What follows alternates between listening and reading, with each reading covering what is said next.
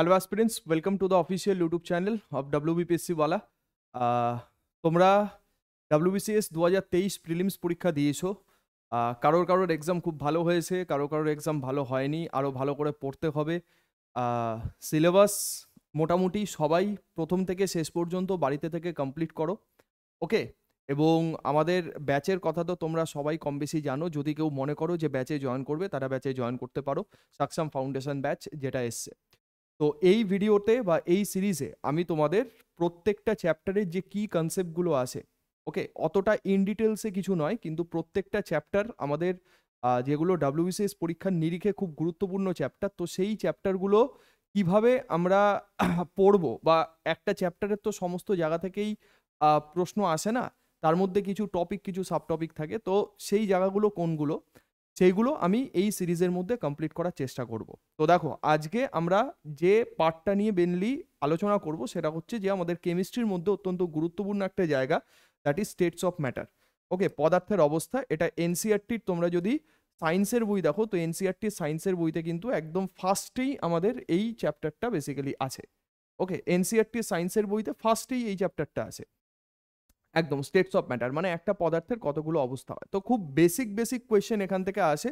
তো এই সিরিজটা আমরা এইভাবে করব যে আমরা টপিকটা পড়বো, টপিকের কনসেপ্ট, টপিকের আইডিয়া তোমাদের দেব, সেইগুলো তোমরা আমি বলবো যে আমার সাথে সাথে তোমরা খাতায় নোট ডাউন করো। ঠিক, নোট ডাউন করলে ক্লাসের পড়া ক্লাসেই তৈরি হয়ে যাবে এবং তোমার কাছে একটা শর্ট নোটও থাকবে। এবং তার সাথে সাথে যে টপিকটা আমরা পড়লাম সেই টপিকের ওপরে বেস করে 10টা এমসিকিউ, ওকে, যেই এমসিকিউ গুলো বিগত বছরগুলোতে আমাদের পরীক্ষাতে এসছে। তো একটা ক্রিস্প রিভিশনের মতো করে তোমরা এই সিরিজটাকে ভাবতে পারো। আমি শুভজিৎ স্যার তোমাদের ফিজিক্স এবং কেমিস্ট্রি পড়াই, তোমরা জানো অনেকেই। যারা নতুন আছো চ্যানেলে, তারা আমার ওয়ান শট ভিডিওগুলো দেখবে যে চ্যানেলের প্লেলিস্টে আছে, সেখানে পুরো এক্সস্টেড থিওরি কিন্তু আমাদের দেওয়া আছে। সেইখান থেকেও তোমরা পুরো থিওরি কিন্তু কমপ্লিট করে নিতে পারবে। তাছাড়া টার্নিং পয়েন্ট, ফার্স্টেস্ট 50, এখন যে সিরিজটা আমাদের নতুন ইউটিউবে লাইভ চলছে, বুধবার এবং শনিবার সন্ধ্যে 6টার সময় আমার লাইভ ক্লাস হয়, যেটার নাম অভিযান সিরিজ, যেখানে আমরা food SI, clerkship, miscellaneous, WBP, KP, এই যে পরীক্ষাগুলো আমাদের আছে সেই পরীক্ষাগুলোকে টার্গেট করে বিভিন্ন এমসিকিউ সিরিজ আমরা করছি, যেখানে পিওয়াইকিউ, বিভিন্ন আপডেটেড কোয়েশ্চেন, যেগুলো মোস্ট রিপিটেড কোয়েশ্চেন, সেগুলো সব কিছুই আমরা ডিসকাশন করছি। চলো, তো আমরা কেমিস্ট্রির আজকে যে চ্যাপ্টারটা করব সেটা হচ্ছে স্টেটস অফ ম্যাটার, পদার্থের অবস্থা, যেটা তোমাদের বললাম। ঠিক, তো পদার্থের অবস্থা বেসিক চ্যাপ্টার একটা। যদি তোমাকে জিজ্ঞেস করে প্রথমে যে একটা ম্যাটার বা একটা পদার্থ কি বলে, আমরা ছোটবেলা থেকেই একটা পদার্থ মানে যেটা জেনে এসেছি যে পদার্থ হলো এমন একটা জিনিস যা ইন্দ্রিয়গ্রাহ্য, যার ভর আছে, যা কিছুটা জায়গা দখল করে থাকে, তাকে আমরা পদার্থ বলে থাকি। ওকে, তাহলে কি সেন্সিবল, ঠিক, যার মাস আছে, অকুপাই সাম স্পেস, সেটা হচ্ছে ম্যাটার। কি বলছে? Matter is the substance which occupy space, definite mass, exact pressure, যে চাপ প্রয়োগ করতে পারে, প্রডিউস ফিজিক্যাল রেজিস্ট্যান্স, কোনো কিছুর বিরুদ্ধে বাধা সৃষ্টি করতে পারে, ভার্চু অফ ইনার্সিয়া, যার মধ্যে জড়তা ধর্ম বা জাড্য ধর্ম বর্তমান। Okay, states may be transform through energy, যে একটা পদার্থের অবস্থা যখন চেঞ্জ হচ্ছে, যেমন আমি বলছি সলিড থেকে লিকুইড অবস্থায় যাচ্ছে, লিকুইড থেকে গ্যাসিয়াস অবস্থায় যাচ্ছে, তো এই স্টেট চেঞ্জের সাথে সাথে একটা পদার্থ থেকে আরেকটা পদার্থে কি হচ্ছে, এনার্জি ট্রান্সফার হচ্ছে, শক্তির ট্রান্সফার হচ্ছে। তো এইগুলো হচ্ছে বেসিক্যালি আমাদের ম্যাটার। ওকে, তো একটা ম্যাটারকে আমরা যখন ক্লাসিফাই করব, একটা ম্যাটারকে যখন ভাগ করব, তখন দুটো পদ্ধতিতে বা দুটো ভাবে কিন্তু একটা ম্যাটারকে ক্লাসিফাই করা যায়। কি কি সেই দুটো পদ্ধতি? একটাকে বলা হয় on the basis of the physical composition, একটাকে বলা হয় on the basis of chemical composition. Physical composition কথাটার মানে হচ্ছে এক্সটার্নাল, মানে তুমি একটা ম্যাটার বা তুমি একটা পদার্থ দেখলে, সেই পদার্থকে তুমি বাহ্যিকভাবে দেখে তার কি কি ধর্ম বা কি কি প্রপার্টিস তুমি বুঝতে পারো, সেইটাকে বলা হয় হচ্ছে ফিজিক্যাল প্রপার্টিস। তাহলে ফিজিক্যাল কথাটার সাথে আমাদের এক্সটার্নাল বা বাহ্যিক কথাটা যাবে, কেমিক্যাল কথাটার সাথে আমাদের ইন্টারনাল কথাটা যাবে। ইন্টারনাল মানে অভ্যন্তরীণ, মানে ধরো কোনো একটা ম্যাটারের কেমিক্যাল চেঞ্জ হচ্ছে, তো কেমিক্যাল চেঞ্জ মানে আমি বুঝবো যে সেই ম্যাটারটা কোনো একটা কেমিক্যাল রিয়াকশনের সাথে অ্যাসোসিয়েটেড। ওকে, তার সাথে কারোর কেমিক্যাল রিয়াকশন হচ্ছে, কোনো রাসায়নিক বিক্রিয়া হচ্ছে। রাসায়নিক বিক্রিয়া হলে কি একটা পদার্থের অবস্থার তো পুরোপুরিভাবে পরিবর্তন হয়, এবং তার সাথে সাথে অভ্যন্তরীণ আরো অনেক কিছুর পরিবর্তন হয়। ওকে, তো আস্তে আস্তে আমরা সেই জিনিসগুলোতে যাব। এবার একটা ম্যাটারের যদি আমি তোমাকে জিজ্ঞেস করি কটা স্টেট আছে, সবাই আমাকে কমেন্টে জানাবে যে একটা ম্যাটারের কটা স্টেট হয়। এবার এই প্রশ্নটা ল্যাঙ্গুয়েজ চেঞ্জ করে দুরকমভাবে আসতে পারে। যদি তোমাকে বলে যে জেনারেলি ম্যাটারের কটা স্টেট হয়, জেনারেলি সাধারণত আমরা প্রকৃতিতে ম্যাটারের যে স্টেটগুলো দেখি সেখানে দেখবো জেনারেলি ম্যাটারের 3টে স্টেট হয়। কি কি? কঠিন, তরল, গ্যাসীয়, সলিড, লিকুইড, গ্যাস।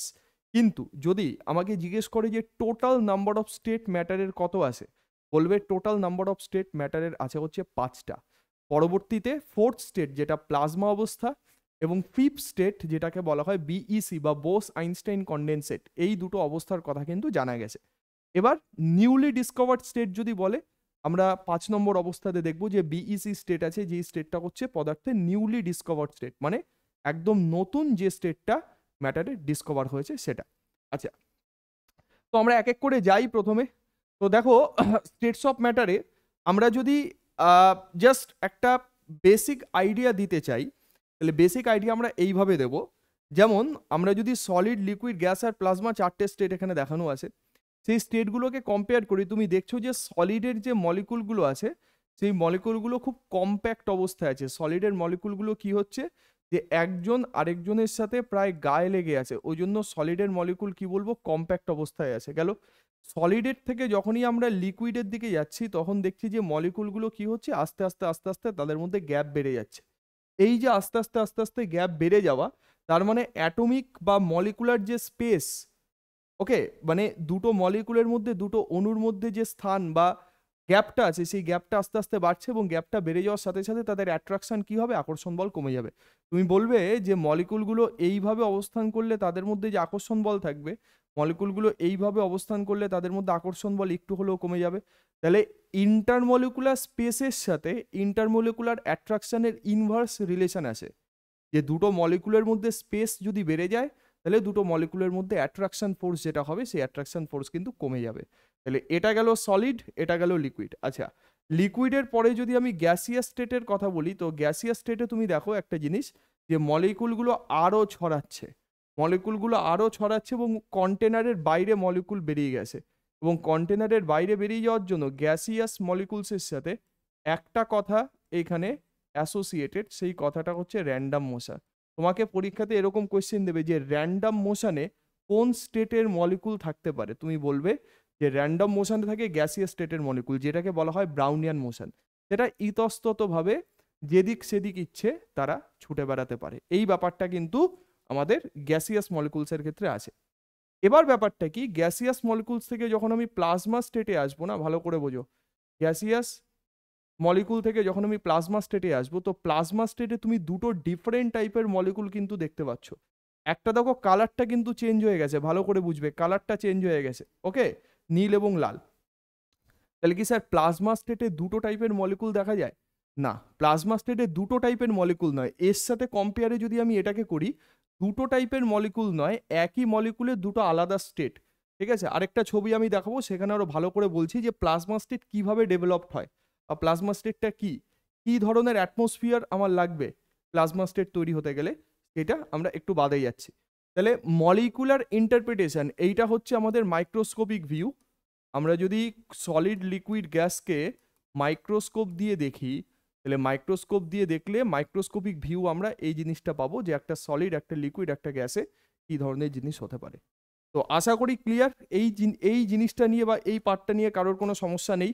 ওকে, আমি খুব আস্তে আস্তে বলছি, যেগুলো আমি স্লাইডে লিখবো সেগুলো তোমরা খাতায় নোট বানিয়ে নেবে, ঠিক আছে? আচ্ছা, এবার একটা ফিলিং নাও যে সলিড সাবস্টেন্স থেকে আমাদের কি কি কোয়েশ্চেন পরীক্ষাতে আসবে, ভালো করে শোনো। বেসিক কোয়েশ্চেন, কিন্তু ল্যাঙ্গুয়েজ এদিক ওদিক করে থাকতে পারে, ভুল করবে না। প্রথমে আমি যদি বলি যে সলিডের ক্ষেত্রে ইন্টারমলিকুলার স্পেস মানে হচ্ছে দুটো মলিকুলের মধ্যে যে গ্যাপ আছে, সেই গ্যাপটা কেমন বলবে সলিড, লিকুইড, গ্যাসের সাথে কম্পেয়ার করলে তাদের মধ্যে যে গ্যাপ আছে বা স্পেস আছে, সেই স্পেসটা হবে সব থেকে লোয়েস্ট। আচ্ছা, আমি যদি নাম্বার 2 দিয়ে বলি, এর ঠিক উল্টো জিনিস, ইন্টার মলিকুলার অ্যাট্রাকশন। আমি যদি অ্যাট্রাকশনের কথা বলি, তো তুমি বলবে যে ইন্টার মলিকুলার অ্যাট্রাকশন হচ্ছে, এইটা যদি লোয়েস্ট হয় তো ইন্টার মলিকুলার অ্যাট্রাকশন হচ্ছে হাইয়েস্ট। ওকে, তাহলে স্পেস আর অ্যাট্রাকশন দুটো ডিফারেন্ট টাইপের ঘটনা। যে স্পেস বাড়লে অ্যাট্রাকশন কমবে, স্পেস কমলে অ্যাট্রাকশন বাড়বে। নাম্বার 3, সলিডের ক্ষেত্রে কি ডেফিনাইট শেপ বা সাইজ হয়? তুমি বলবে যে হ্যাঁ, কঠিন পদার্থের ডেফিনাইট শেপও আছে, ডেফিনাইট সাইজও আছে। ডেফিনাইট শেপ আছে, ডেফিনাইট সাইজ আছে। আচ্ছা, ডেফিনাইট ভলিউম কি আছে? সলিড পদার্থ মানে সলিড বা আমাদের এই সাবস্টেন্সগুলো তারা নির্দিষ্ট আয়তন দখল করে থাকে, তো অবভিয়াসলি তাদের মধ্যে ডেফিনাইট ভলিউম আছে। এবং তাদের যে মানে ফিক্স কনফিগারেশন, আমি যদি বলি ফিক্সড কনফিগারেশন থাকবে, ওকে, ফিক্স কনফিগারেশন থাকবে। এবং আমি যদি সলিড পদার্থের কম্প্রেসিবিলিটি ফ্যাক্টর বলে একটা ফ্যাক্টর হয়, কম্প্রেসিবিলিটি কথাটার মানে কি, মানে সংনম্যতা, মানে চাপ দিয়ে বাইরে থেকে এক্সটার্নাল প্রেশার দিয়ে বা এক্সটার্নাল ফোর্স অ্যাপ্লাই করে তাদেরকে কম্প্রেস করা যায় কিনা। বলবে যে কিছু সলিড আছে কম্প্রেস করা যায়, কিন্তু আমি যদি 3টে স্টেটের মধ্যে কম্পেয়ার করি সলিড লিকুইড গ্যাসের মধ্যে, তো সেই 3টে স্টেটের মধ্যে কম্পেয়ার করলে দেখা যাবে যে এর কম্প্রেসিবিলিটি হচ্ছে সলিড লিকুইড গ্যাসের ইন বিটুইনে এর কম্প্রেসিবিলিটি হচ্ছে সব থেকে লোয়েস্ট। বুঝতে পারলাম? তাহলে এই জিনিসটা হচ্ছে আমাদের মলিকুলার অ্যারেঞ্জমেন্ট, ঠিক, অফ সলিড। আশা করি ক্লিয়ার, কোনো রকম কোনো সমস্যা নেই। মলিকুলার অ্যারেঞ্জমেন্ট অফ সলিড, ওকে, এটা হলো ব্যাপার, মলিকুলার অ্যারেঞ্জমেন্ট অফ সলিড। ঠিক আছে, তাহলে এই জিনিসগুলো খাতাতে একটুখানি লিখে নেবে। তোমাদের বলবে যে কোনটার ইন্টারমলিকুলার অ্যাট্রাকশন বেশি হবে, কম হবে, বিভিন্ন এক্সাম্পল দিয়ে দেবে, এক্সাম্পল দিয়ে তোমাদের সাজাতে বলবো। আমি একটু পরে যখন এমসিকিউ করাবো, এমসিকিউ করানোর সময় এই জিনিসগুলো দেখতে পাবে যে স্যার এখান থেকে কোয়েশ্চেন কিভাবে আসবে, কি ধরনের ল্যাঙ্গুয়েজ দেবে, কেমনভাবে তার উত্তর করা যাবে, সেটাই যাচ্ছি। তো চলো, সলিড হচ্ছে বেসিক্যালি এটা।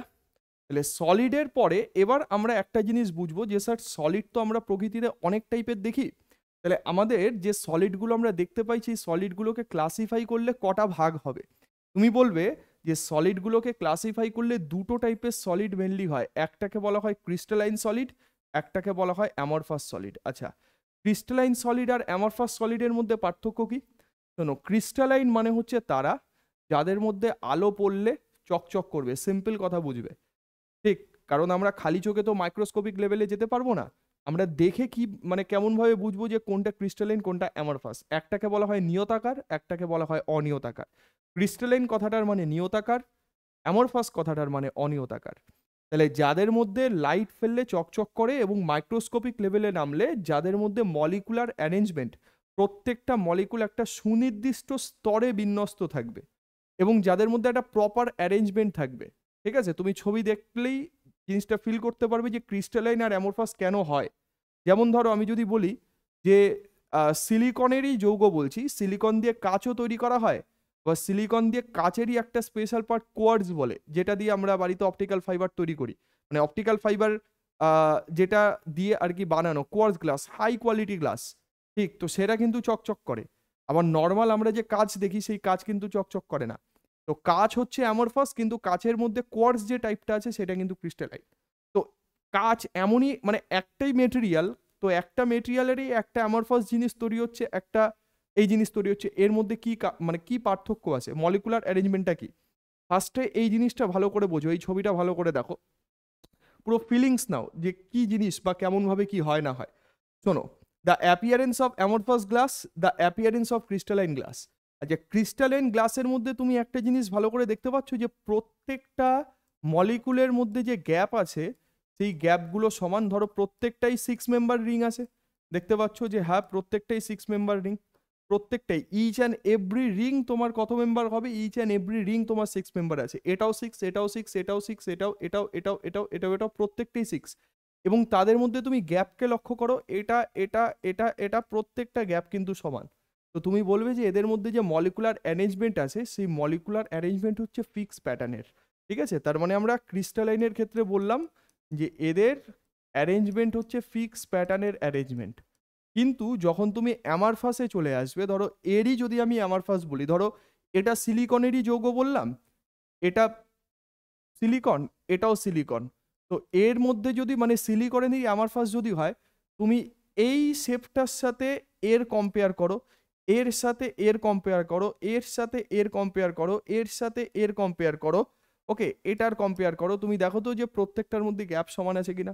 প্রত্যেকটার মধ্যে লেন্থ সমান আছে কিনা, তুমি বলবে এর লেন্থ স্যার অনেক কম, উপরন্তু এই লেন্থের থেকে এই লেন্থ অনেক বড়, এই লেন্থ আরো বড়, এখানে কত মেম্বার রিং তৈরি হচ্ছে, এখানে কত মেম্বার রিং তৈরি হচ্ছে, তার মানে বুঝতে পারলে যে এখানে একটা ফিক্স প্যাটার্নের জিনিস নেই বা ফিক্স প্যাটার্নের অ্যারেঞ্জমেন্ট নেই। যদি ফিক্স প্যাটার্নের অ্যারেঞ্জমেন্ট না থাকে তো সেখানে লাইটের যে রিফ্লেকশন হবে সেই রিফ্লেকশনটা প্রমিনেন্ট হবে না। সেই প্রমিনেন্ট না হলে সেইখান থেকে লাইট আমাদের চোখেও আসবে না, লাইট চোখে না আসলে আমরা সেই জিনিসটাকে ঠিকঠাক দেখতেও পাবো না, মানে চকচক করবে না জিনিসটা। কনসেপ্ট হচ্ছে এটা। ওকে, তো সেই কারণে এইটা হলো আমাদের ক্রিস্টালাইনের জিনিস, এটা হচ্ছে আমরফাসের জিনিস। আশা করি ক্লিয়ার। নিয়তাকার অনিয়তাকারের মধ্যে কি পার্থক্য আছে, যে সিলিকনের যে কথাটা বললাম তোমাদের কোয়ার্টজ গ্লাস এবং অ্যামরফাস নর্মাল গ্লাসের মধ্যে কি পার্থক্য আছে, যে ক্রিস্টালাইন সিলিকন ডাইঅক্সাইড SiO2 হচ্ছে বেসিক্যালি গ্লাস, ক্রিস্টালাইন গ্লাস, আর এই গ্লাসটা যেটা হচ্ছে সেই গ্লাসটা হচ্ছে অ্যামরফাস গ্লাস। তো ক্রিস্টালাইন এবং অ্যামরফাসের মধ্যে কি পার্থক্য, এইটা। তো তুমি এর অ্যারেঞ্জমেন্ট দেখো আর এর অ্যারেঞ্জমেন্ট দেখো, প্রত্যেকটা জিনিস একদম পিওর অ্যান্ড পারফেক্ট অ্যারেঞ্জমেন্ট, কিন্তু এটার মধ্যে এর মধ্যে গ্যাপ দেখো, এর মধ্যে গ্যাপ দেখো।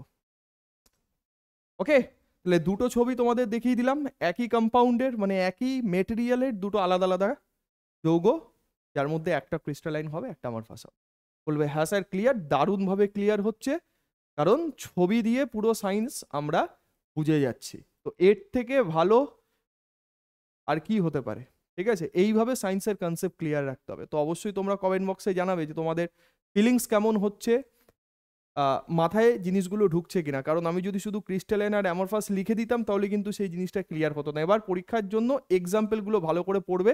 এই যে সোডিয়াম ক্লোরাইড নুন বলো, হ্যাঁ, ডায়মন্ড বলো, কোয়ার্টজের কথা যেটা বললাম, গ্রাফাইট বলো, it is example of the crystalline solid. আর রাবার বলো, গ্লাস বলো, প্লাস্টিক বলো, এগুলো সব অ্যামরফাস সলিডের মধ্যে পড়বে, ঠিক আছে? তো তোমাকে এরকম 4টে এক্সাম্পল দিয়ে বলবে যে কোনটা ক্রিস্টালাইন, কোনটা অ্যামরফাস বলো, কোনটা অড হবে, বাকি 3টের থেকে কোনটা আলাদা হবে সেটা বলো। ওকে, এইরকম আসবে। নেক্সট চলো পরের জিনিসটা একটু ভালো করে দেখো, সেটা হচ্ছে লিকুইড সাবস্টেন্স। লিকুইড, লিকুইড মানে হচ্ছে বেসিক্যালি তরল পদার্থ। আচ্ছা, লিকুইড সাবস্টেন্স আমরা কি বলবো ভালো করে লক্ষ্য করো। তরল পদার্থের ক্ষেত্রে প্রথমে যদি আমি বলি, নাম্বার 1, ওখানে যে যে জিনিসগুলো আমরা লিখে এসেছি এখানেও আমরা সেই সেই জিনিসগুলোই লিখবো। নাম্বার 1 হচ্ছে inter molecular space. Inter molecular space আমি কি হাইয়েস্ট বলবো নাকি লোয়েস্ট বলবো নাকি মডারেট বলবো? তুমি 3টে স্টেটের মধ্যে কম্পেয়ার করলে ইন্টার মলিকুলার স্টেপ মানে স্পেস বলবে হচ্ছে মডারেট, ঠিক আছে? নাম্বার 2 আমি যদি বলি inter molecular attraction, inter molecular attraction, attraction কি হবে? বলবে ইন্টারমলিকুলার অ্যাট্রাকশনও মডারেট। কেন? কারণ এই অ্যাট্রাকশন সলিডের মতো অতটা ভালো হবে না বা গ্যাসের মতো অতটা কমও হবে না। তো সলিড আর গ্যাসের তারা মধ্যবর্তী স্থানে আছে, তো দ্যাটস ওয়াই দুটো জিনিসই আমাদের কি হবে, মডারেট হবে। আচ্ছা, এবার নাম্বার 3 যেটা কথাবার্তা, যে লিকুইডের কি ডেফিনাইট শেপ বলে কিছু হয়? তুমি বলবে যে না স্যার, তরলের ছোটবেলা থেকেই আমরা জেনে এসেছি যে তার নির্দিষ্ট কোনো আকৃতি হয় না, তরলকে যে পাত্রে রাখা হয় তরল সেই পাত্রের আকার ধারণ করে, তো তাদের ডেফিনেট শেপ বলে কিছু হয় না। নাম্বার 4 আমি যদি বলি তরলের কি ডেফিনেট ভলিউম হয়? বলবে যে হ্যাঁ, পাত্রের তো একটা ভলিউম থাকবেই, একটা পাত্রে কতটা পরিমাণ লিকুইড ধরতে পারবে তার তো একটা ভলিউম থাকবেই। ওকে, তো তার ডেফিনেট ভলিউম থাকবে, তাহলে ডেফিনেট শেপ থাকে না, ডেফিনেট ভলিউম থাকে না। কম্প্রেসিবিলিটির কথা যদি বলি, বলবে যে গ্যাসের মতো অতটা ভালো কম্প্রেস করা যায় না, মানে আবার সলিডের মতো একেবারে যে কম্প্রেস করা যায় না তাও নয়। তার মানে লিকুইডের ক্ষেত্রে আমি যাই বলি সব কিছুই হবে হচ্ছে মডারেট।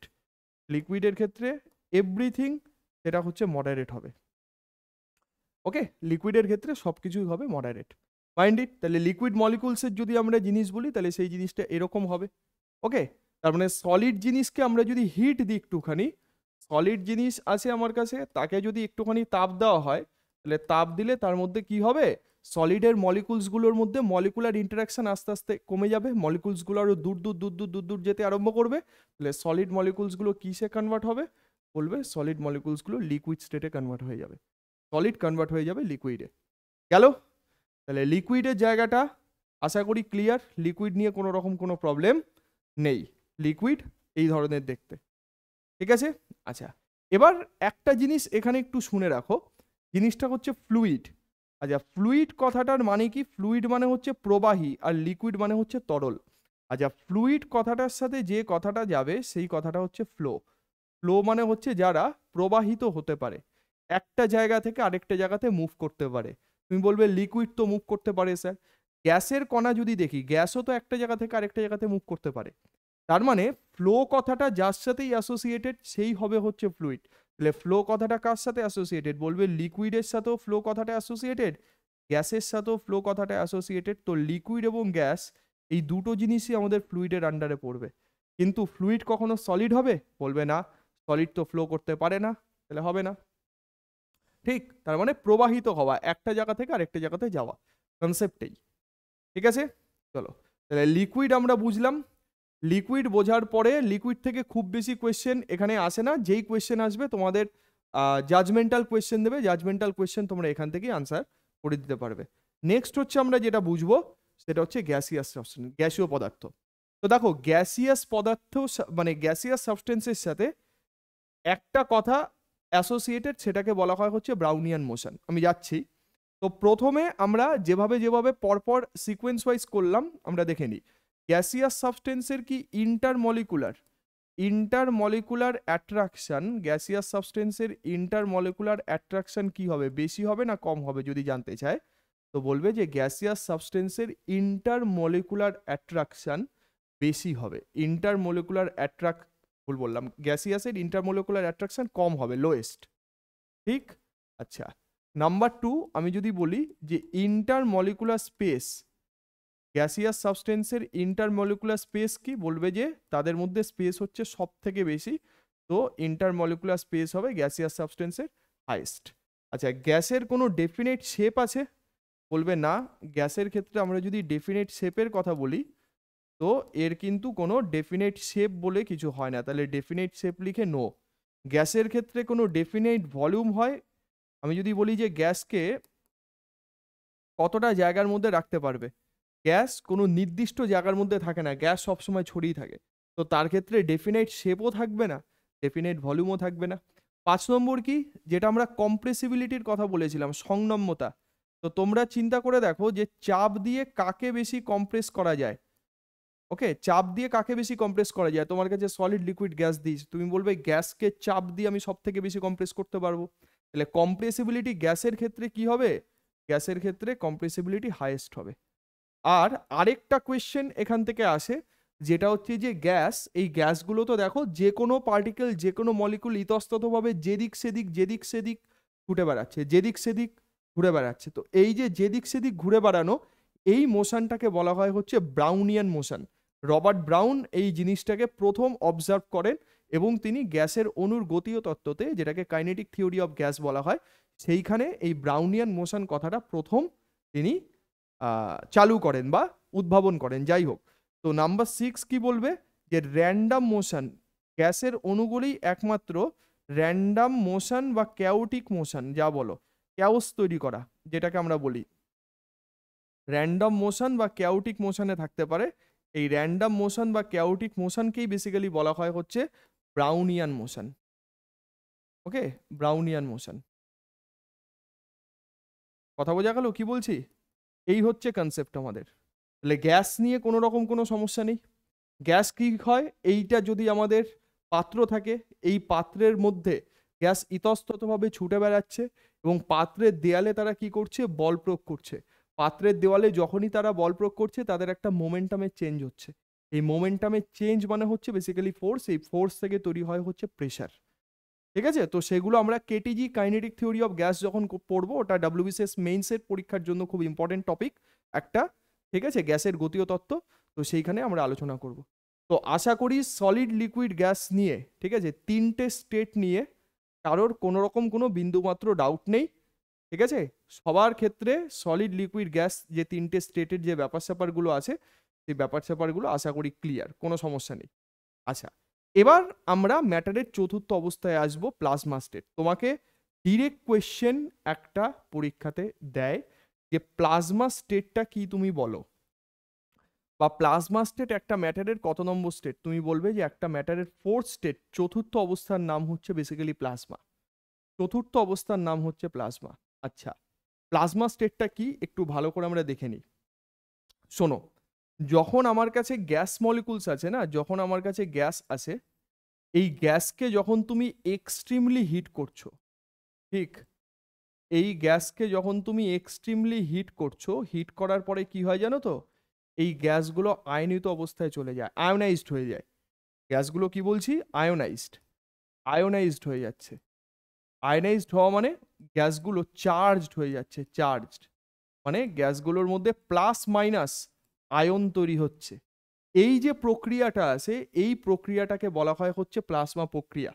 মানে গ্যাসকে যখন আমি এক্সট্রিমলি হিট করব, গ্যাসগুলো প্লাস মাইনাস আয়নে ব্রেক হয়ে যাবে, গ্যাসগুলোর মধ্যে চার্জ সৃষ্টি হবে। ওই যে আমি একটা জিনিস প্রথমে যে ছবিটা দেখিয়েছিলাম মনে আছে, যে প্লাজমা স্টেটে এই যে দুটো আলাদা আলাদা কালারের যে জিনিসটা দেখতে পাচ্ছ, এই তিনটে একই কালার দেখতে পাচ্ছ, এইখানে গিয়ে কালারটা হঠাৎ করে চেঞ্জ হয়ে গেল, তো একটা প্লাস একটা মাইনাস, এইটা হচ্ছে তার ব্যাপার। এবার এই ছবিটা দেখো, যে প্লাজমা স্টেটে বেসিক্যালি কি হয়, এই ছবিটা লক্ষ্য করো। এই যে গ্যাস মলিকুলসগুলো কি হচ্ছে, গ্যাস মলিকুলসগুলো ভেঙে প্লাস মাইনাস আয়ন ডেভেলপড হয়ে যাচ্ছে। তার মানে প্লাজমা স্টেটকে তুমি বলতে পারো বেসিক্যালি আয়োনাইজড গ্যাস।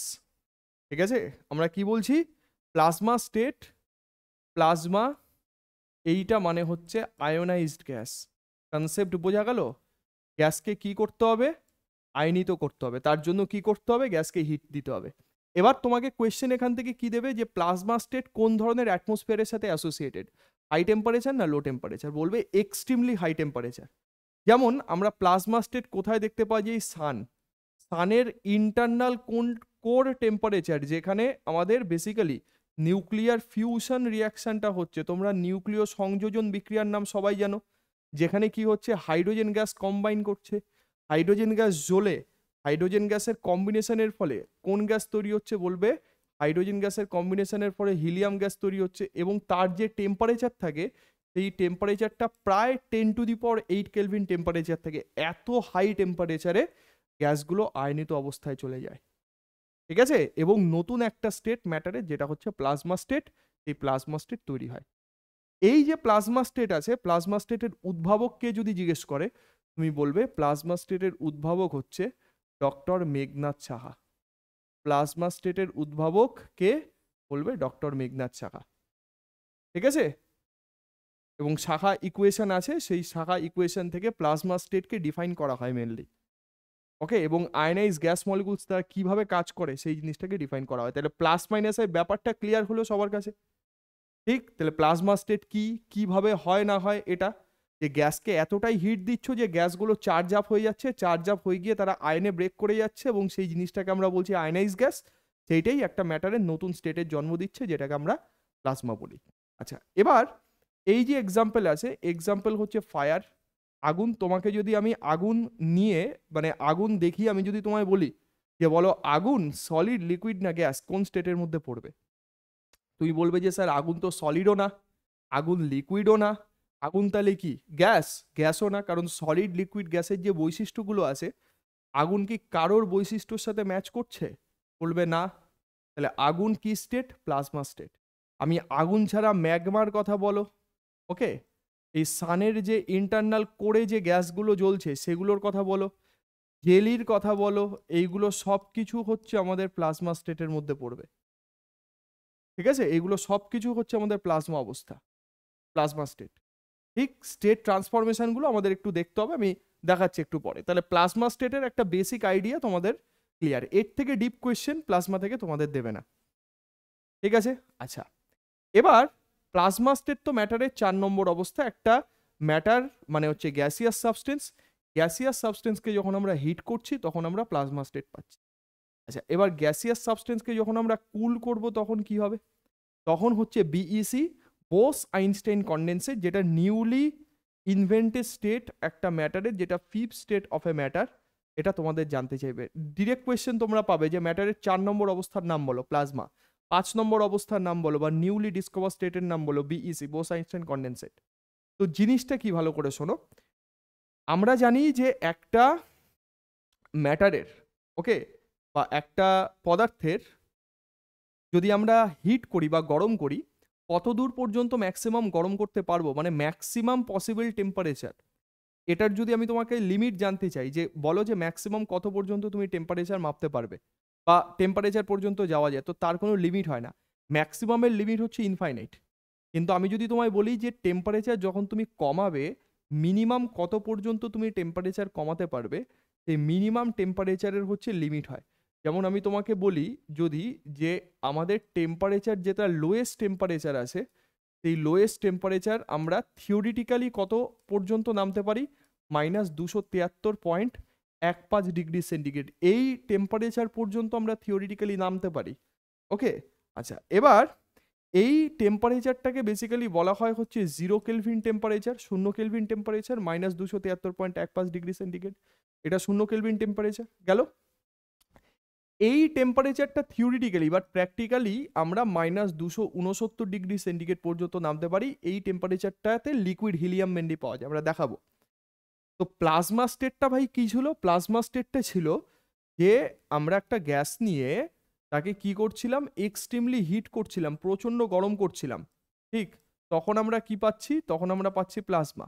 এবার যদি তার রিভার্স প্রক্রিয়া করি, মানে একটা গ্যাসকে নিয়ে যদি আমরা এক্সট্রিমলি কুল করি, যদি অনেক ঠান্ডা করি, যখন আমরা একটা গ্যাসকে নিয়ে এক্সট্রিমলি কুল করব, যখন আমরা একটা গ্যাসকে নিয়ে ঠান্ডা করব, তখন আমরা পাবো হচ্ছে বিইসি স্টেট। এবার স্যার ঠান্ডা মানে কতটা ঠান্ডা? তুমি বলবে ঠান্ডা মানে কতটা ঠান্ডা, ঠান্ডা মানে কি অনেকটা ঠান্ডা? বলবে কুল করা মানে হচ্ছে বেসিক্যালি -273 ডিগ্রি সেন্টিগ্রেড পর্যন্ত আমি নামতে চাইছি, মানে এক্সট্রিমলি কুল যত পর্যন্ত নামা যায়, কিন্তু প্র্যাকটিক্যালি কত পর্যন্ত বললাম নামা যায়, -269। তো যখন এতটা ঠান্ডা করবে না, তখন কি হবে জানো তো? এই যে গ্যাস মলিকুলগুলো যেগুলো র্যান্ডাম ক্যাওটিক ভাবে যেগুলো ঘুরে ঘুরে ঘুরে ঘুরে ঘুরে ঘুরে বেড়ায়, তো সেই র্যান্ডাম ক্যাওটিক মোশন একটা গ্যাসের পুরোপুরিভাবে বন্ধ হয়ে যাবে। ওকে, এবং একটা গ্যাস কি হবে, একটা গ্যাস তারা জমাট বেঁধে একটা নির্দিষ্ট জায়গাতে চলে আসবে। যেমন আমি যদি এটা বলি, ভালো করে লক্ষ্য করো, আমি যদি তোমাকে ছবি এঁকে দেখাই, যদি তোমাকে ছবি এঁকে দেখাই, তাহলে তুমি বুঝবে এরকম যে একটা গ্যাস মলিকুল তো এইভাবে এইভাবে এইভাবে এইভাবে এইভাবে এইভাবে এইভাবে এইভাবে যেমন ইচ্ছা ছুটে বেড়ায়। তো যখন একটা গ্যাসকে তুমি এক্সট্রিমলি কুল করছো, এক্সট্রিমলি কুল, ওকে, তখন কি হচ্ছে, একটা গ্যাস জমাট বাঁধবে, জমাট বেঁধে তারা এরকম একটা জায়গাতে চলে আসবে। এই একটা পয়েন্টে তারা এরকম ভাবে জমাট বেঁধে যাবে, মানে প্রত্যেকটা গ্যাস মলিকুল যারা আছে জমাট বেঁধে একটা পার্টিকুলার পয়েন্টে চলে আসে। যখনই একটা পার্টিকুলার পয়েন্টে চলে আসলো, তাদের তাদের আমি যদি বলি যে কাইনেটিক এনার্জি কত হবে, এদের যদি বলি আমি কাইনেটিক এনার্জি কত হবে, বলবে কাইনেটিক এনার্জি হচ্ছে 0, কারণ গ্যাস মলিকুল জমাট বেঁধে গেছে, তো ভেলোসিটি কত হবে? 0। ভেলোসিটি 0 হলে কাইনেটিক এনার্জিও 0 হবে। তাহলে কাইনেটিক এনার্জি 0, এবং গ্যাসের যে টোটাল ভলিউম হবে, গ্যাসের যে টোটাল আয়তন হবে, এই আয়তনও কত হবে? বলবে আয়তনও 0 হয়ে যাবে। তাদের কাইনেটিক এনার্জিও 0 হবে, তাদের আয়তনও 0 হবে। গেল এটা? তাহলে কাইনেটিক এনার্জি 0, তাদের ভলিউমও 0। তাহলে যে অবস্থায় কোনো একটা ম্যাটারের গতিশক্তি এবং গ্যাসের আয়তন 0 হয়ে যায়, তখন একটা ম্যাটার নতুন স্টেটে চলে যায়, সেই স্টেটটাকেই বলা হয় বিইসি। অ্যাকচুয়ালি এটা আইনস্টাইন প্রথম এই স্টেটের উদ্ভাবক। ওকে, এবং পরবর্তীকালে আইনস্টাইনের কিছু থিসিসে কিছু ভুলভ্রান্তি দেখা যাওয়ার পরে বোস, মানে আমাদের বাঙালির গর্ব আর কি, সত্যেন্দ্রনাথ বোস এই জিনিসটাকে রেকটিফাই করে দেন, এবং তাদের মিলিত রূপ, ঠিক যেটা একটা ম্যাটারের 5 নম্বর অবস্থা, সেটা বিইসি নতুন স্টেট হয়। ঠিক আছে, তাহলে প্লাজমার বিইসি কি হলো? গ্যাস থেকেই তৈরি হওয়া স্টেট, একটা হচ্ছে এক্সট্রিমলি হাই টেম্পারেচার কন্ডিশন, একটা এক্সট্রিমলি লো টেম্পারেচার কন্ডিশন। ঠিক আছে, তাহলে এই গেল আমাদের একটা ম্যাটারের 5 নম্বর স্টেট। আশা করি তোমাদের এই 5টা স্টেট যেভাবে যেভাবে আমি বললাম, সেই জিনিসটা বুঝতে তোমাদের কোন রকম কোনো প্রবলেম হবে না। আচ্ছা চলো, এবার আমরা 3টে বেসিক জায়গা আমরা পড়বো যেখান থেকে কনসেপচুয়াল কোয়েশ্চেন দেবে। সেটা হচ্ছে যে এলিমেন্ট কি, কম্পাউন্ড কি, মিক্সচার কি। দেখো, প্রথম কথা হচ্ছে এলিমেন্ট। এলিমেন্ট মানে হচ্ছে মৌল। কম্পাউন্ড কি? কম্পাউন্ড কথাটার মানে হচ্ছে যৌগ। এলিমেন্ট মানে মৌল, কম্পাউন্ড মানে যৌগ, মিক্সচার মানে মিশ্রণ। তা দেখবো কিভাবে বা কিভাবে বুঝবো? এলিমেন্ট মানে ধরো আমি তোমাকে বললাম যে আমার কাছে শুধুমাত্র হাইড্রোজেন লেখা আছে, বা শুধু সোডিয়াম লেখা আছে, এরা কি? এরা হলো বেসিক্যালি এলিমেন্ট। তো তুমি মৌলকে বুঝবে এইভাবে যে যাদের মধ্যে only one type of atoms থাকবে। কি বলছি? এলিমেন্ট মানে হচ্ছে তারা যাদের মধ্যে ওয়ান টাইপ অফ অ্যাটমস থাকবে, ওয়ান টাইপ অফ অ্যাটমস, দুটো টাইপের অ্যাটম থাকবে না, ওয়ান টাইপ অফ অ্যাটমস। ঠিক? এবার লাইক মলিকুল আনলাইক মলিকুলের ব্যাপার আছে। যেমন আমি তোমাকে যদি বলি যে যদি তোমার কাছে শুধুমাত্র এইচ লেখা থাকে, এইচ, তো এইচ লেখা থাকলে তুমি এটাকে কি বলবে? হাইড্রোজেন। হাইড্রোজেন অ্যাটম বলো বা হাইড্রোজেন এলিমেন্ট বলো, যা বলো। এবার আমি যদি বলি এই রকম ভাবে দুটো এইচ জুড়েছে, একটা এইচের সাথে আরেকটা এইচ জুড়েছে, তাহলে এইটা কি তৈরি হলো? Two H. এই টু এইচের থেকে এইচ টু তৈরি, এইচ টু ফর্ম হলো। সাপোজ এই টু এইচ যখন লেখা থাকবে, এটাকে তুমি বলবে যে দুটো হাইড্রোজেন অ্যাটম। টু এইচ মানে হচ্ছে দুটো হাইড্রোজেন অ্যাটম, আর এইচ টু যেটা আছে, এইচ টুকে তুমি বলবে হাইড্রোজেন মলিকুল। দুটো হাইড্রোজেন অ্যাটম, আর এইটা হচ্ছে হাইড্রোজেন মলিকুল বা হাইড্রোজেন অণু। তাহলে মলিকুল দুভাবে হতে পারে বা দুটো টাইপের হতে পারে। একটাকে বলা হয় হচ্ছে লাইক মলিকুল, একটা হচ্ছে আনলাইক মলিকুল। ঠিক, মলিকুল কি বলছি? দুটো টাইপের হয়, একটা হলো লাইক মলিকুল, একটা হলো আনলাইক মলিকুল। আচ্ছা, লাইক মলিকুল কারা? যেই মলিকুল সেম টাইপের এলিমেন্ট দিয়ে তৈরি, সেইটাকে আমরা বলবো লাইক মলিকুল। যেমন দেখো, দুটো হাইড্রোজেন থেকে এইচ টু তৈরি হচ্ছে। একইভাবে যদি আমি এইভাবে লিখি যে আমার কাছে এখানে একটা অক্সিজেন আছে, এখানে একটা অক্সিজেন আছে, তাহলে এই দুটো জুড়ে আমাকে কি হবে? টু ও হবে। টু ও থেকে আমাদের কি হবে? ও টু হবে। এই হচ্ছে জিনিসটা। তাহলে ও টু যদি হয়, তাহলে এই জিনিসটাকে আমরা কি বলবো? বলবে এই জিনিসটা হলো অক্সিজেন অ্যাটম, তাই না? তাহলে হাইড্রোজেন অ্যাটম, অক্সিজেন অ্যাটম গেল। তাহলে অক্সিজেন অ্যাটমও কোন মলিকুলের আন্ডারে পড়বে? বলবে এটাও আমাদের লাইক মলিকুলের আন্ডারে পড়বে। Concept clear? দেখো জিনিস বোঝা গেল কিনা? তাহলে এই পার্টটা একটু ভালো করে খাতায় তোমরা নোট ডাউন করে নেবে। তাহলে এলিমেন্ট মানে কি ভাই? এলিমেন্টের জায়গাতে আমরা বললে যে সেখানে একটা টাইপেরই অ্যাটম প্রেজেন্ট থাকবে। লাইক মলিকুল মানে কি? সেখানে একটা টাইপেরই অ্যাটম প্রেজেন্ট থাকবে। আনলাইক মলিকুল মানে কি? দুটো টাইপের অ্যাটম সেখানে প্রেজেন্ট থাকতে পারে। যেমন আমি তোমাকে বলছি HCl। HCl এ কি হাইড্রোজেন এবং ক্লোরিন দুটো টাইপের অ্যাটম প্রেজেন্ট আছে, তো এটা কম্পাউন্ডও এবং আনলাইক মলিকুলও।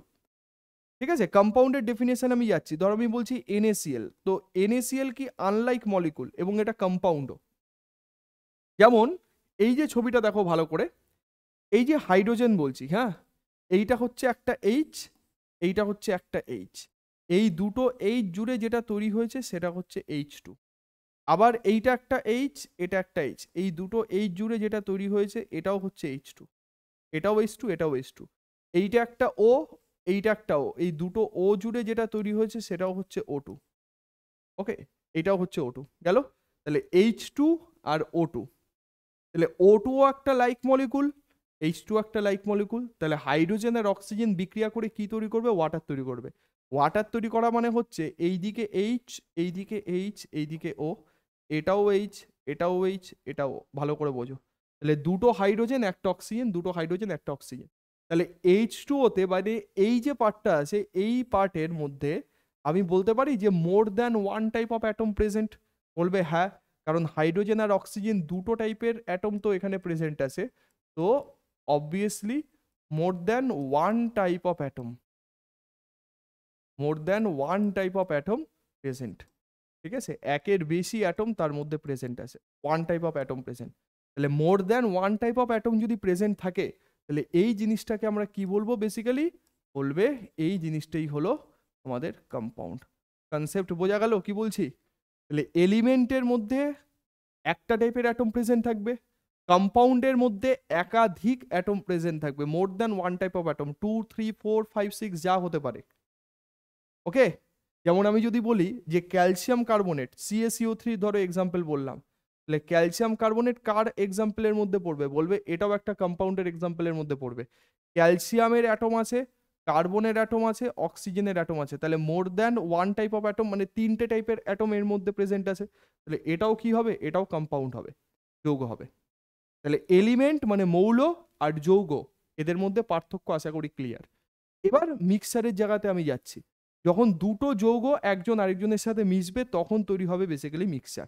যেমন আমি যদি তোমাকে এটা বলি, দুটো যৌগ একজন আরেকজনের সাথে মিশছে, সাপোজ এইখানে একটা জিনিস দেখো ভালো করে, ধরো আমার কাছে কে আছে, আমার কাছে ধরো ওয়াটার আছে, H2 আছে, ওয়াটার। তাহলে ওয়াটার একটা কি, ওয়াটার একটা কম্পাউন্ড, তুমি বলবে হ্যাঁ ঠিক আছে। আচ্ছা, এর মধ্যে আমি মিক্স আপ করলাম কাকে, এর মধ্যে আমি মিক্স আপ করলাম NaCl কে, এর মধ্যে মিক্স আপ করলাম NaCl কে, হলো? তাহলে NaCl একটা কি, বলবে NaCl হচ্ছে একটা কম্পাউন্ড, NaCl একটা কম্পাউন্ড, ঠিক, ওয়াটার আরেকটা কম্পাউন্ড। আচ্ছা, তাহলে সল্ট আর ওয়াটার যখন দুটো একজন আরেকজনের সাথে মিশবে তখন যেটা তৈরি হবে সেই জিনিসটা হচ্ছে সল্ট ওয়াটার তৈরি হবে। এই যে সল্ট ওয়াটার তৈরি হলো, NaCl আর H2O তৈরি হলো, এই সল্ট ওয়াটারটা কি একটা, বলবে সল্ট ওয়াটার হচ্ছে মিক্সচার। তাহলে মিক্সচারের ডেফিনেশন তুমি কি বলবে, বলবে যে যখন একের বেশি কম্পাউন্ড একজন আরেকজনের সাথে জুড়ছে তখন যে জিনিসটা তৈরি হচ্ছে সেটাকে বলা হয় হচ্ছে মিশ্রণ। তাহলে মিশ্রণের মধ্যে কি থাকবে, একাধিক যৌগ উপস্থিত থাকবে। মিশ্রণের মধ্যে কি থাকবে, একাধিক যৌগ উপস্থিত থাকবে। তার মানে ফ্লো চার্ট যদি আমরা বলি, প্রথমে আমরা ওয়ান টাইপ অফ অ্যাটমের কথা বলছিলাম, তাহলে ওয়ান টাইপ অফ অ্যাটম মানে এইখানে থাকবে কি এলিমেন্ট, এলিমেন্ট থেকে যে তৈরি হবে সে হলো বেসিক্যালি কম্পাউন্ড, এলিমেন্ট থেকে তৈরি হবে কম্পাউন্ড, কম্পাউন্ড থেকে যে তৈরি হবে, কম্পাউন্ড থেকে তৈরি হবে মিক্সচার, এলিমেন্ট থেকে কম্পাউন্ড, কম্পাউন্ড থেকে মিক্সচার। বলো কনসেপ্ট ক্লিয়ার? এই হলো বিষয়, এলিমেন্ট থেকে কম্পাউন্ড, কম্পাউন্ড থেকে মিক্সচার। আশা করি ক্লিয়ার, ঠিক আছে? কোনো রকম কোনো প্রবলেম হওয়ার কিন্তু কথা না, ঠিক, পুরো একদম পাই টু পাই কপিতে নোট বানাবে, ঠিক আছে? এগুলো লিখে নেবে ভালো করে। চলো, তাহলে এলিমেন্ট কম্পাউন্ড মিক্সচার হয়ে গেল। এবার মিক্সচারের মধ্যে দুটো ভাগ আছে, সেই ভাগটা একটুখানি দেখে নাও। যে স্যার আমরা তো মলিকুলের দুটো ভাগ দেখলাম, লাইক মলিকুল আনলাইক মলিকুল। কি হবে, লাইক মলিকুলে একটা টাইপের অ্যাটম থাকবে প্রেজেন্ট, আনলাইক মলিকুলে more than one type of atom থাকবে প্রেজেন্ট। আচ্ছা, এবার মিক্সচারের মধ্যে দুটো ভাগ আছে, একটাকে বলা হয় হোমোজিনিয়াস মিক্সচার, একটাকে বলা হয় হেটেরোজিনিয়াস মিক্সচার। আচ্ছা, হোমোজিনিয়াস মিক্সচারটা কি জিনিস, ভালো করে শোনো। হোমোজিনিয়াস মিক্সচার হচ্ছে তারা যেখানে দুটো কম্পাউন্ড একজন আরেকজনের মধ্যে পুরোপুরিভাবে মিশে যাবে এবং ফিক্স পজিশনে মিশে যাবে বা ফিক্স প্রপোর্শনে মিশে যাবে। যেমন তুমি যদি জলের মধ্যে নুন দিয়ে দাও, তাহলে জলের মধ্যে নুন দিয়ে দিলে নুনটা জলের মধ্যে পুরো জায়গাতে ছড়িয়ে যাচ্ছে, এবং প্রত্যেকটা জায়গাতে যদি নুনকে পাওয়ার সম্ভাবনা জলের মধ্যে এক থাকে এবং নুনটা যদি ইকুয়ালি ডিস্ট্রিবিউট হয় জলের মধ্যে, সেইখানে তুমি বলবে যে হোমোজিনিয়াস মিক্সচার এখানে তৈরি হচ্ছে। এবং হোমোজিনিয়াস মিক্সচারের ফেজ বা লেয়ার নাম্বার যদি তোমাকে জিজ্ঞেস করে একটাই, মানে তুমি পার্থক্য করতে পারবে না কোনটা হোমোজিনিয়াস। আর হেটেরোজিনিয়াস মানে কি, ধরো আমি বললাম যে জলের মধ্যে বেশি নুন দিয়ে দিয়েছো, একটা নির্দিষ্ট পরিমাণ জলের তো একটা নির্দিষ্ট পরিমাণ নুনকে ডিজলভ করার ক্ষমতা আছে, তো তার থেকে যদি বেশি পরিমাণ নুন তুমি জলের মধ্যে দিয়ে দাও তাহলে কি হবে, তাহলে তো নুন যেটুকু নুন গুলতে পারবে সেইটুকু থাকবে, আর ম্যাক্সিমাম নুনটা কি থাকবে, এটা পাত্রের তলায় থাকবে। তো সেইটাকে আমরা বলবো হেটেরোজিনিয়াস। জলের মধ্যে যদি আমরা তেল ঢেলে দিই, জলের মধ্যে বালি দিয়ে দিই, তাহলে এরা একজন আরেকজনের সাথে মেশে না, তার মানে পরিষ্কার তুমি লেয়ার বুঝতে পারবে, এটাকে তুমি বলবে অসমসত্ব দ্রবণ, এটা অসমসত্ব, এটা সমসত্ব, ঠিক আছে? আচ্ছা, এবার মলিকুলার ইন্টারপ্রিটেশনটা একটুখানি দেখে নাও যে আমরা কিভাবে বুঝবো। দেখো, এলিমেন্ট আমি বললাম যে একটা টাইপের অ্যাটম প্রেজেন্ট থাকবে, কম্পাউন্ড মানে আমরা বুঝলাম যে দুটো টাইপের অ্যাটম প্রেজেন্ট থাকবে। আচ্ছা, পিওর সাবস্টেন্স খারাপ, পিওর সাবস্টেন্স থেকে প্রচুর কোয়েশ্চেন পরীক্ষাতে আসে। যেমন আমি তোমাকে বললাম যে জল কি পিওর সাবস্টেন্স হবে, তুমি বলবে যে জল পিওর সাবস্টেন্স ডেফিনেটলি হবে, কারণ জলে হাইড্রোজেন আর অক্সিজেনের রেশিও 2:1, 2:1। তো যেখানে পিওর সাবস্টেন্স হচ্ছে তারা যে সমস্ত পদার্থে যে অ্যাটমগুলো বা যে এলিমেন্টগুলো প্রেজেন্ট আছে সেই এলিমেন্টগুলো একটা ফিক্স রেশিওতে প্রেজেন্ট থাকবে, তারা হচ্ছে সবসময় পিওর ম্যাটার। যেমন আমি যদি বলি carbon die oxide pure matter, বলবে হ্যাঁ, কার্বন ডাই অক্সাইডে কার্বন আর অক্সিজেন 1:2-তে আছে, তাই তো, 1:2-তে আছে। অ্যামোনিয়া বললে নাইট্রোজেন আর হাইড্রোজেন 1:3-তে আছে, নাইট্রোজেন ইস টু হাইড্রোজেন বললে 1:3-তে আছে, তাহলে এগুলো সব পিওর ম্যাটার। কিন্তু বাতাসের কথা বললে এয়ার কি পিওর ম্যাটার না, এয়ারের মধ্যে হাবি জাবি অনেক কিছু মিক্স আপ অবস্থায় থাকে, তো ফিক্স কিছু রেশিও কিন্তু নেই, ঠিক। আমি যদি বলি যে সল্ট ওয়াটার কি পিওর ম্যাটার, বলবে না, ফিক্স রেশিও নেই। তো ফিক্সড রেশিও তুমি বুঝতে পারছো, দেখো প্রত্যেকটা নীল যেভাবে দেখানো আছে পুরো প্রত্যেকটা ফিক্সড অনুপাতে দেখানো আছে বা ফিক্সড ভাবে দেখানো আছে। তো এইটা হলো আমাদের বেসিক্যালি কি, এইটা হলো কম্পাউন্ড, এটা হলো যৌগ, এটা হলো মৌল এলিমেন্ট। তাহলে মৌল যৌগের মধ্যে বেসিক ডিফারেন্স ক্লিয়ার। এগুলো আমি এত ডিটেলসে কার জন্য বলছি বা এত ভেঙে কার জন্য বলছি, যারা আর্টস ব্যাকগ্রাউন্ডের স্টুডেন্ট আছো, ঠিক, যারা বহুদিন সায়েন্সের বাইরে, বোঝোই না যে মৌল যৌগ কাদের বলে, কারণ এটা হচ্ছে ভিত। এই জায়গাটা ক্লিয়ার থাকলে তবেই তোমাকে একটু ডিপে কোয়েশ্চেন করলে তুমি উত্তর দিতে পারবে। তোমাকে আগে বুঝতে হবে মৌল কি জিনিস, যৌগ কি জিনিস, বিশুদ্ধ পদার্থ কাকে বলে, ফিক্স রেশিও কি জিনিস, কোথায় ফিক্স রেশিও হয় কোথায় ফিক্স রেশিও হয় না, হোমোজিনিয়াস হেটেরোজিনিয়াস চোখে দেখে কেমন করে বুঝবো, তার মাইক্রোস্কোপিক লেভেল হলে সেই জিনিসের ছবিগুলো কেমন হবে। ঠিক আছে, দ্যাটস ওয়াই পুরো ডায়াগ্রামের থ্রু দিয়ে আমি তোমাদের জিনিসগুলো রিপ্রেজেন্ট করছি। আশা করি এই ভিডিওটা দেখার পরে তোমাদের এই যে বেসিক যে পার্টটা আছে, কারণ এই পার্টের ওপরেই তো সবকিছু দাঁড়ানো, এই পার্টগুলো নিয়ে তোমাদের কোনো প্রবলেম হবে না আর। আচ্ছা, হোমোজিনিয়াস মিক্সার মানে দেখো লেয়ার, যার ক্ষেত্রে বলেছি এক, যে দুটো মলিকুল একজন আরেকজনের মধ্যে কিভাবে ছড়ানো আছে পুরো পরিষ্কারভাবে তুমি দেখতে পাচ্ছ যে এরা একজনের মধ্যে ইকুয়ালি ডিস্ট্রিবিউটেড। ওকে, দুটো টাইপের অ্যাটম আছে বা দুটো কম্পাউন্ড আছে, ধরে নাও এইটা একটা কম্পাউন্ড এটা একটা কম্পাউন্ড, দুটো কম্পাউন্ড একজন আরেকজনের মধ্যে ইকুয়ালি ডিস্ট্রিবিউট আছে। আর হেটেরোজিনিয়াসের মধ্যে দেখো এইটুকু জায়গার মধ্যে দেখো যে এইখানে কিন্তু সবুজ বেশি আছে, তার মানে এইটুকু জায়গায় একটা কম্পাউন্ড বেশি প্রেজেন্ট, বাদ বাকি জায়গায় একটা কম্পাউন্ড কম প্রেজেন্ট আছে, কোথাও সবুজ বেশি কোথাও লাল বেশি এরকম। ঠিক যেমন জল আর তেলে হয়, যে তেল কোথাও বেশি থাকবে জল কোথাও কম থাকবে এইরকম ভাবে। তো এটা হচ্ছে হেটেরোজিনিয়াস। এবার তোমরা মানে এক্সাম্পল যদি দেয় তাহলে এক্সাম্পল দিয়ে তুমি নিশ্চয়ই বুঝতে পারবে যে কিভাবে কি হয় না হয়। ওকে, এই একটা এক্সাম্পল আছে, স্যান্ড আর ওয়াটারের মিক্সার, বালি এবং জলের মিক্সার নিশ্চয়ই হেটেরোজিনিয়াস মিক্সার হবে, দেখতে পাচ্ছ। ঠিক, আর যদি তুমি সুগার আর ওয়াটার দাও, সুগার আর ওয়াটার মিশে পুরো এই ধরনের জিনিস তৈরি হবে, তো লেয়ার একটাই তৈরি হবে। ওকে, তাহলে এটা হলো ব্যাপার। তাহলে টাইপ অফ মিক্সচার আমাদের বুঝে গেলাম। এবার আমরা পড়ব যে আমাদের যে ম্যাটার আছে সেই ম্যাটারের যে স্টেটের চেঞ্জগুলো, সেই স্টেটের চেঞ্জগুলো কিভাবে হয়। এই যে জায়গাটা আছে এই জায়গাটা খুব ইম্পর্টেন্ট একটা জায়গা। ঠিক, এখান থেকে ওয়ান কোয়েশ্চেন তোমরা কমন পেতে পারো। ঠিক আছে, এইটা মানে ভেরি ভেরি ইম্পর্টেন্ট স্লাইড, এই জায়গাটা কিন্তু ভালো করে পড়বে। শোনো, solid substance, liquid substance, gas substance. কথা হচ্ছে যখন আমরা সলিড থেকে লিকুইড অবস্থায় যাব, ধরো এখানে আছে আইস, ঠিক, বরফ আছে, এখানে আছে আমার ওয়াটার, জল আছে, এখানে আছে হচ্ছে স্টিম মানে বাষ্প আছে। তো বরফ গলে যখন জলে পরিণত হচ্ছে সেই প্রক্রিয়াকে কি বলে, এখানে লেখা আছে দেখবে, প্রক্রিয়াকে বলা হয় হচ্ছে মেল্টিং প্রসেস, গলন প্রক্রিয়া, এটাকে বলে মেল্টিং। ওকে, আচ্ছা, জল যখন ফুটে বাষ্পে পরিণত হচ্ছে তখন তাকে বলে বাষ্পীভবন প্রক্রিয়া, বাংলাতে, ইংরেজিতে বলে ইভাপোরেশন। ঠিক আছে, এগুলো সবাই জানে কম বেশি।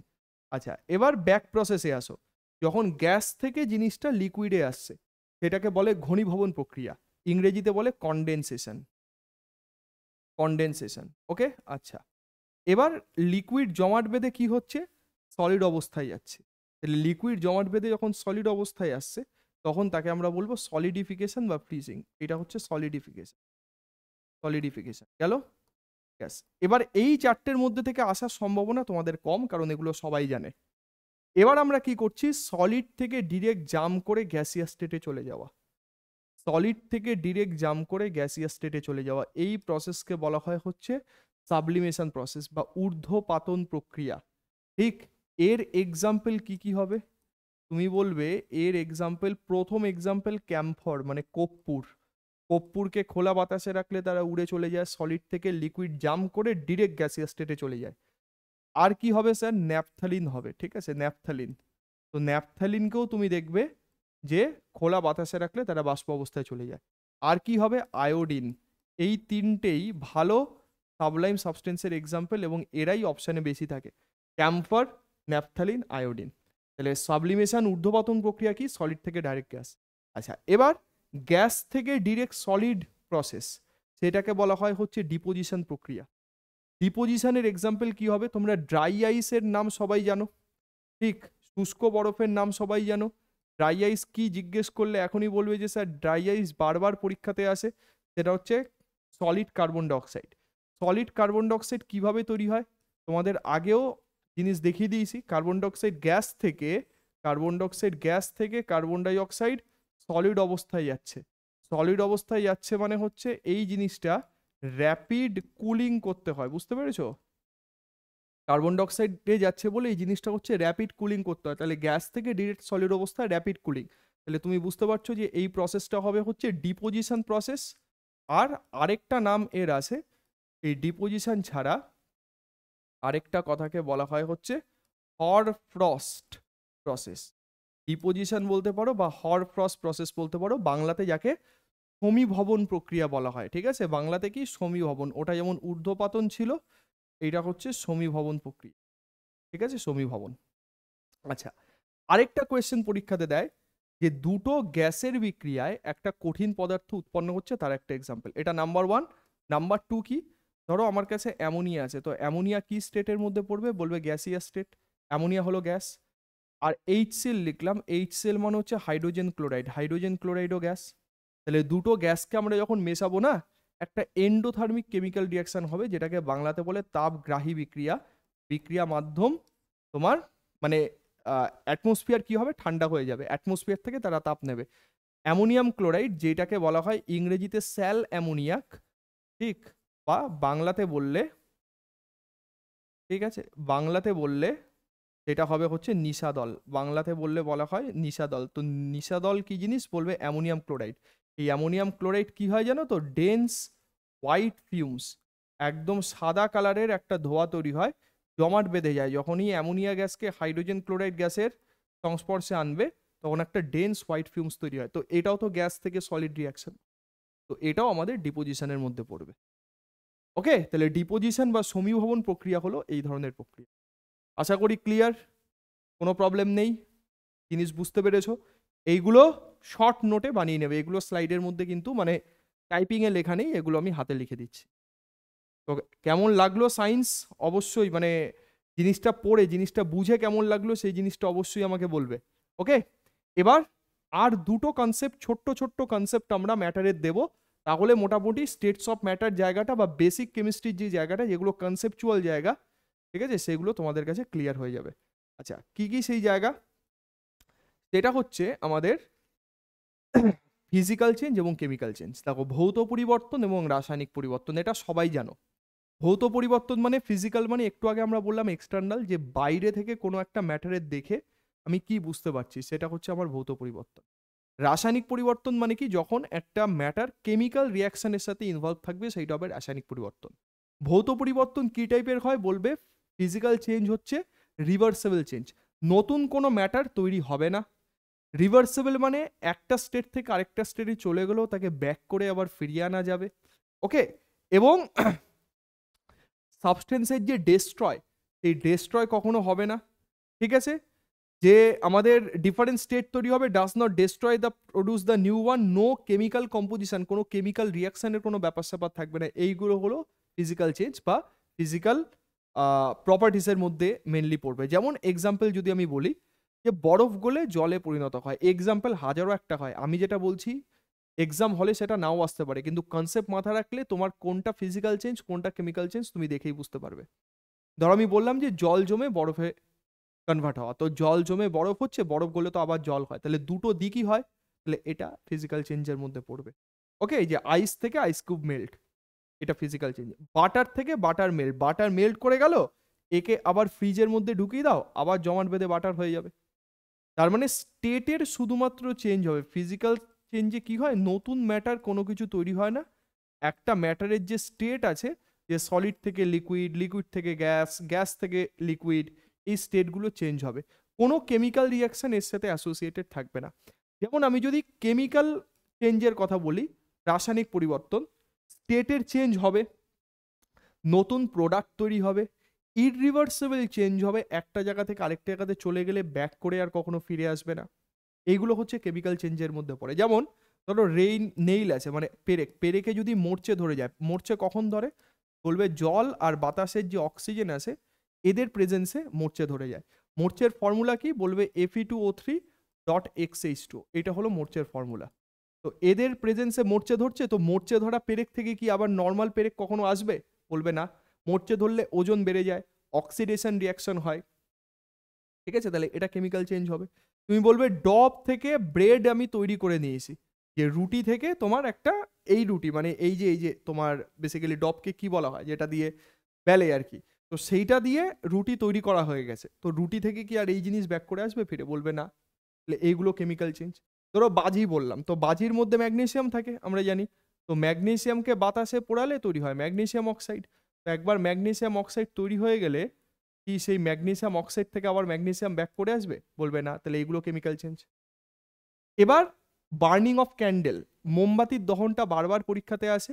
মোমবাতির দহন ছোটবেলা থেকে আমরা দেখে আসছি যে মোমবাতির দহন হচ্ছে এমন একটা প্রক্রিয়া যেখানে ভৌত এবং রাসায়নিক চেঞ্জ বা পরিবর্তন একই সাথে ঘটে।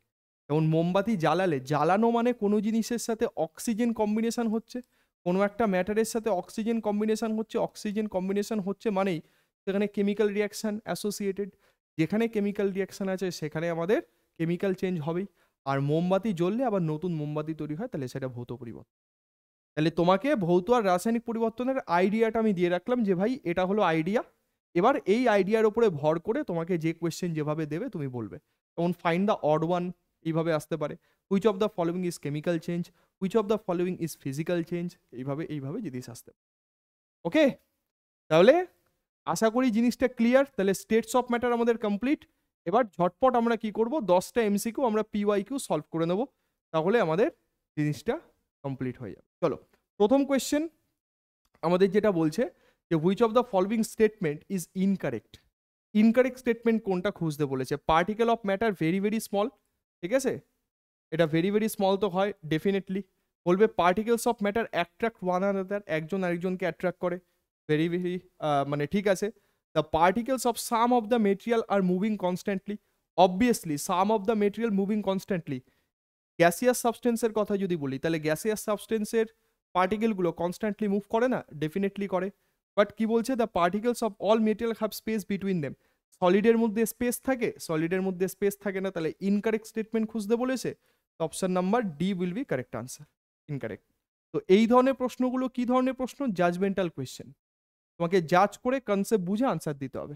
নেক্সট কয়েকটা বলছে, the one that is very good conductor electricity in the following list of solid. এই সলিডগুলোর মধ্যে কোনটার মধ্যে দিয়ে কারেন্ট যায়? আমরা জানি যে স্যার কার্বনের মধ্যে দুটো ভাগ আছে, ডায়মন্ড গ্রাফাইট, ডায়মন্ডের মধ্যে কারেন্ট যায় না, গ্রাফাইটের মধ্যে দিয়ে কারেন্ট যায়। পিএসসির ফেভারিট কোয়েশ্চেন, বারবার তোমাদের ডিসকাশন করা হয়েছে। 3 number, which among of the following would expand more on being heating. তাপ দিলে কোনটা সব থেকে বেশি প্রসারিত হবে? Compressibility, expandability. যার কম্প্রেসিবিলিটি হাই হবে তার এক্সপ্যান্ডিবিলিটিও হাই হবে। তাপ দিলে কোনটা বেশি ছড়াবে? বলবে গ্যাস বেশি ছড়াবে। তাহলে water liquid, air gas, alcohol liquid, glass solid. তাহলে কোনটা আছে? এটা গ্লাসকে অ্যাকচুয়ালি বলা হয় সুপার কুল লিকুইড, কিন্তু এখানে গ্যাস আছে, তো এয়ার উত্তর হবে। ঠিক আছে, নেক্সট কোয়েশ্চেন নাম্বার 4 কি বলছে? বলছে few substances are arrange in the increasing order of force of attraction. তাহলে কারেক্ট অ্যারেঞ্জমেন্ট কোনটা খুঁজতে হবে, মানে কোথায় ইনক্রিজিং ফোর্স অফ অ্যাট্রাকশন আছে। তোমাদের যেটা সলিডের প্রপার্টি লিখে দিয়েছিলাম সেই প্রপার্টি থেকে এই প্রশ্নটা দিয়েছে মেন। তাহলে ইনক্রিজিং ফোর্স অফ অ্যাট্রাকশন কোথায় আছে? বলবে যে গ্যাসে হচ্ছে ফোর্স অফ অ্যাট্রাকশন সব থেকে কম, তারপরে লিকুইড, তারপরে সলিড। মানে আমার অর্ডার কেমন খুঁজতে হবে? প্রথমে গ্যাস খুঁজতে হবে, গ্যাস থেকে আমরা লিকুইড খুঁজবো, লিকুইড থেকে আমরা সলিড খুঁজবো। তাহলে অক্সিজেন গ্যাস, ওয়াটার লিকুইড, এইটা হলো গ্যাস, এইটা হলো লিকুইড, এইটা হলো সলিড। ইনক্রিজিং অর্ডার বলেছে, option number C will be correct answer. এরকম কনসেপচুয়াল কোয়েশ্চেন তোমাদের আসবে পরীক্ষায়, ঠিক আছে? যে কনসেপ্টগুলো পড়ালাম তার অ্যাপ্লিকেশন এটা। নেক্সট বলছে, by which process does the smell of cooking spread to all the room in a house. রান্না করার গন্ধ, বাড়িতে ধরো মাংস রান্না হচ্ছে, মাংস রান্নার গন্ধ সারা ঘরে ছড়িয়ে গেছে, এটা কোন প্রক্রিয়া? বলবে ব্যাপন প্রক্রিয়া। ব্যাপন প্রক্রিয়া মানে option number B, that is diffusion, correct answer. যেখানে বেশি ঘনত্বের মলিকুলসগুলো কম ঘনত্বে প্রবেশ করে এবং আলটিমেটলি তারা সেম ডেন্সিটি কনভার্ট হয়। ঠিক আছে, গেল এটা। নেক্সট 6 নম্বর কি বলছে? Which of the following also consider to B the states of matter. এর মধ্যে কোনটা স্টেটস অফ ম্যাটার আছে? দেখো প্লাজমা স্টেট, ঠিক আছে, প্লেটলেট মানে তো অনুচক্রিকা হবে না, পিইসি এটাও হবে, বিএইচসি মানে বেঞ্জিন হেক্সাক্লোরাইড। তাহলে কোনটা কোনটা হচ্ছে? প্লাজমা হচ্ছে, বিইসি হচ্ছে, 1 এবং 3, 1 এবং 3, option number C correct answer. তো কনসেপ্ট পড়লে এভাবে তোমরা উড়িয়ে দিয়ে আসবে কোয়েশ্চেন, জাস্ট আর কিচ্ছু না। Next, the latest discover state of matter, 5 number state direct থাকতে পারে, লেটেস্ট স্টেট বলেছে, বোস-আইনস্টাইন কনডেনসেট, কিচ্ছু নেই। 8 number question, the gas which turns into liquid at the lowest temperature among the following. হ্যাঁ, এটা একটু ডেটাবেস কোয়েশ্চেন। হাইড্রোজেন, এগুলো gaseous chapter পুরো সিলেবাস যখন কমপ্লিট হবে এই জিনিসগুলো জাস্ট চোখে দেখে ওড়াবে, কিচ্ছু নেই, গ্যাসের চ্যাপ্টার থেকেই কোয়েশ্চেন দিয়েছে। হাইড্রোজেন মোটামুটি -253 ডিগ্রি সেন্টিগ্রেড লাগে তাকে লিকুইডে কনভার্ট করতে। অক্সিজেন লাগে -180 ডিগ্রি সেন্টিগ্রেড। হিলিয়াম লাগে যেটা বললাম -269 ডিগ্রি সেন্টিগ্রেড। নাইট্রোজেন লাগে -196 ডিগ্রি সেন্টিগ্রেড। তাহলে লোয়েস্ট টেম্পারেচার কোনটা লাগছে? বলবে হিলিয়াম।